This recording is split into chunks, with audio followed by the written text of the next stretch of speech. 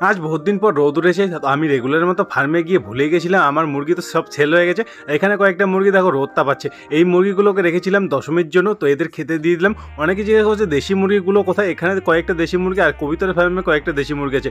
ইঁদুরের অত্যাচার এতটা বেড়ে গেছে, সব তার কেটে ফেলেছে, আর এখানে দেখো বাসা করে রেখেছে। ওই জন্য সোজা চলে গেলাম এখন মার্কেটে গিয়ে ইঁদুর ধরা ফার্ম নিয়ে চলে এলাম।